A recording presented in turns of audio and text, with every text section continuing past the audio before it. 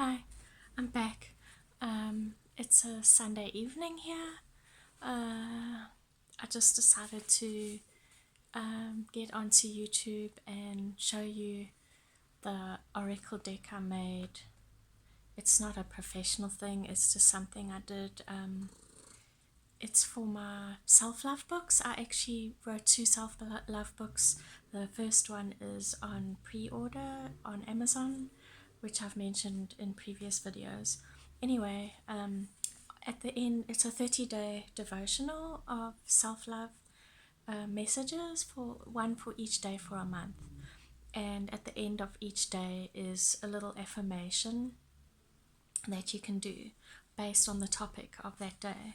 So what I decided to do was make a little oracle deck with those affirmations on a card. So what I did is I like to water paint for relaxation. So I just cut out cards and I painted a pattern with water paint, let it dry, and then I used my calligraphy pen to do the writing. So there are a few mistakes and it looks a little bit messy, but I thought I would show you just for fun and give you an idea what my book is about. Now, these cards aren't in order, it's just jumbled. It's sort of in order, but I'm just going to show you them randomly, one by one. So here's the first one. I am worthy to be cherished and pampered. So the first day in my book talks about putting yourself first. And I think often as adults and especially as parents, we don't always do that. I know I'm guilty as well. Okay, next one. I am a vessel of pure love to myself and the world.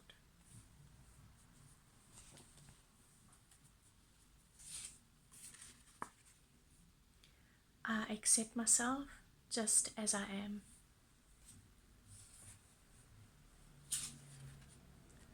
I accept my light and my dark and trust them to both to lead me to love.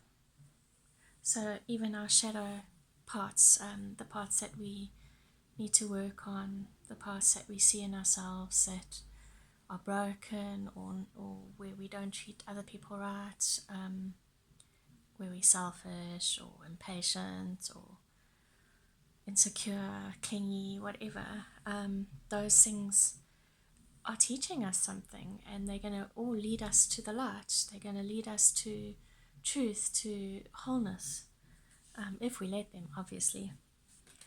I'm matchless, beautiful and divine, and see myself through a loved one's eyes. So I don't know if you've got anyone really special in your life, and the way they see you, they just love you like as you are, and that's how we should see ourselves. I'm never separate from love, therefore I have the ability to say no. The real reason we often don't want to say no is because we don't want to upset the people that we care about and then be separated from them. And yeah, so saying no is part of believing that we have all the love that we need, that even if someone gets upset with us, we can still say no. I'm here to grow closer to love, and love wants me to accept abundance.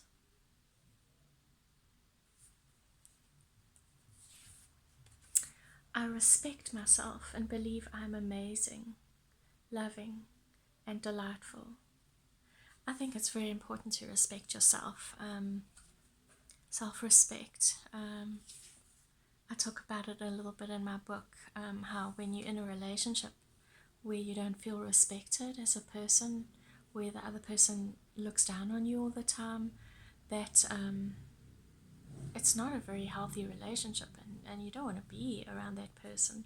But sometimes you will accept that, and you think it's the norm, and it's not. We should be respected for all our strengths, all our good qualities. I treat myself with love and gentleness when I'm afraid. I suffer from anxiety, and instead of getting angry with myself and getting feeling like I'm not good enough, rather let me say, look, I've got this problem. I don't know if it's ever going to go away. I need to learn to cope with it, and to do that, I need to accept myself and work through these things, find coping mechanisms that help me. I am my own best caretaker, and I embrace fun. So you know yourself better than anyone else, and therefore you need to be your best friend and care for yourself and look after yourself. I choose forgiveness to bring me back to my true self. I talk quite a bit about forgiveness in the one chapter. I think forgiveness can often be seen as victim blaming, but I don't see forgiveness as justifying that anything that anyone's done. Forgiveness is a way for us to find a release, a sense of openness. It heals us inside. It's not easy. Sometimes you have to choose to forgive, even if you don't feel the emotions. I love you, body.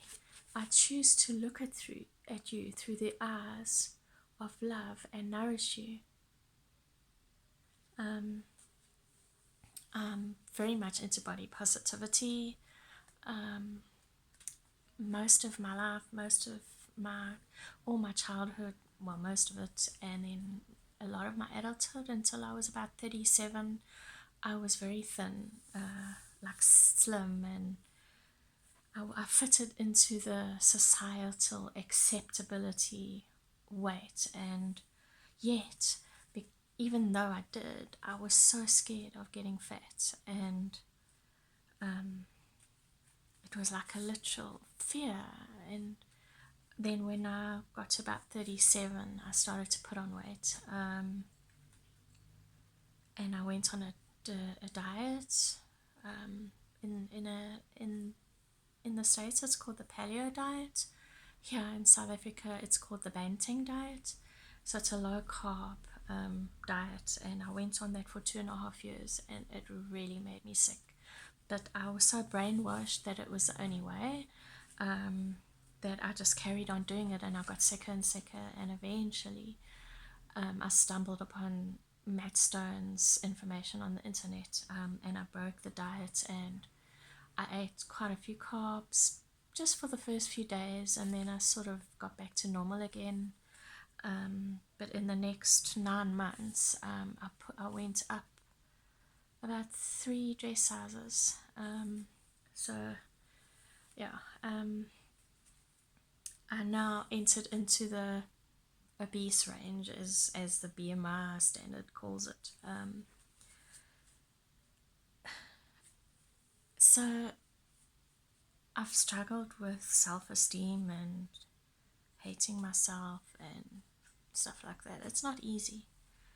But I've also read up a lot on the health of every size movement, and I've read up on a lot of body positive stuff, and I've learned the dangers of not eating right because you're so worried of getting fat, or because you want to lose weight, and how we need to love our bodies because our bodies give us signals. When we're hungry, it's a signal that we need something. When we're not nurturing ourselves fully, when we're not eating enough calories, the body goes into survival mode. So in the beginning, the adrenaline pumps through your body, and adrenaline actually makes you feel really high. It makes you feel so joyful and excited and positive, and oh, I'm going to be so thin, I'm going to be so attractive, the world's my oyster. All these feelings, oh, so in control, I'm conquering everything. But those feelings don't last because the body can't maintain this adrenaline fueled lifestyle, and so systems start to shut down. The reproductive system, so women's periods get messed up, immune system gets suffers, thyroid suffers, all sorts of things suffer when you're not giving your body enough calories to for your brain to function, for your daily tasks. It's not just about exercise, it's just to have your brain working every day. You need enough calories. Anyway, I'm going too far onto the one, and then I'm not moving on to the next one. I give myself touch and pleasure. I only choose relationships where my autonomy is respected. So I know, especially coming from a very strict fundamentalist religion, you do not give yourself self-pleasure. It's just wrong. It leads you down the wrong path. It makes you sin and all those things. But no, it's actually very helpful to you. It enhances your health. It teaches you about yourself, and it teaches you to love your body and see it for all the beauty that it does have. And then, very importantly, is to make sure that you're in a relationship where you're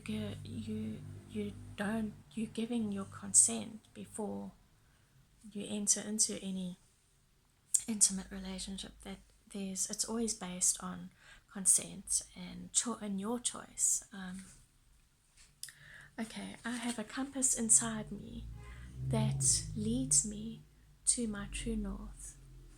So that's talking about following your intuition and your gut feel. And it's not always easy to know what your intuition is, but I think the more you start to tune into it, the more you become better at it. I have my own divine romance. I choose to follow my heart as a spiritual being. Now, this one's very important. Like, I think of when after I left Christianity and I started to take an interest in paganism and witchcraft, how I had these like fears that I was doing something evil or I was going down the wrong path. And I've had a few people, not many people know that I'm a pagan and a witch, but a few people have tried to tell me that I need to go back into the church and all of that. And sometimes I see things on the internet or I hear things and I think, well, have I gone down the wrong path? But I've got my spirituality infuses me. It makes me happy. It teaches me things. It excites me. It changes me. That's the most important thing, is it's changing me and making me a stronger person. And so that's like a divine romance. I'm following the path that fulfills me and makes me happy. And maybe someone else isn't interested in that path. Maybe someone is interested in Buddhism or Hinduism or Tao or Judaism, or if that's what really makes them happy, then let them follow it. I'm not going to tell them not to, but let me follow my path in peace. So like if you see someone, like your friend gets this new guy and you think, ugh, he's not my type, but she's like really, really happy with him, then leave her as long as he's treating her well. So we need to accept that there's so many different ways for people to spiritually grow and to so okay, let me go on to the next one. I'm not scared of sadness. I accept myself when I feel sad. Sometimes when grief comes into our lives, we want to push it away. It's not nice. It's very painful. But we have to allow it to do its work, because it's going to heal us. We've got to grieve so we can experience joy again. It's it's better than bottling it all up inside. I am self-aware and sensitive to my own needs. So in that chapter I talk about different ways that you can get to know your particular personality type, your particular bends, but it's always a discovery. We're always learning more about ourselves, but the more that we can know about ourselves, the better we can be sensitive to our own needs. I'm not going to listen to those outward voices. So there's a lot of voices in our society and our culture that want us to do and be a certain way. But if we love ourselves, we're going to follow that voice inside our heart and follow our heart's desire. This is very similar to the other one. I embrace my uniqueness and adapt my lifestyle to my intuitive flow. Some people are just slower than others and have a different lifestyle. Like I don't like a very high paced life. I like a slower lifestyle, a slower pace of life. I just thrive on that better, and I don't have to be like someone else who wants to go out every night to be with their friends and wants a high powered job and stuff like that. I'm going to be me. So everyone's unique and you need to embrace your uniqueness. Very similar one. I revel in my authentic self. I choose to live I choose to love the person I innately am.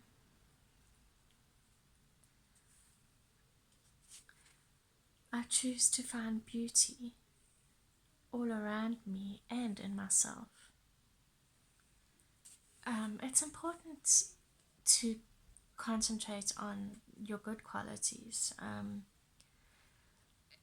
We have a tendency to be very self-critical, but if we start to look at our good side, and I'm not saying we sort of close a blind eye to our faults and we don't try and improve, but oftentimes our minds just naturally keep on going back to the things that we need to get better on, things we need to improve on. But sometimes we need to focus on our beauty and see ourselves for who we are. Embrace vulnerability and see it as a what? Sorry, and see it as beautiful. I